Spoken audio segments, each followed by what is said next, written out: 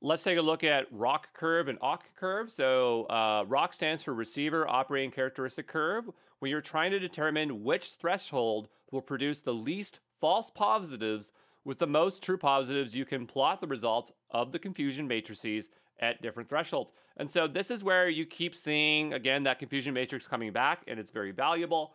But the ROC is on the top and the AUC is on the bottom because the AUC is called area under the curve. So this is the probability that the model ranks a random positive example more highly than a random negative example.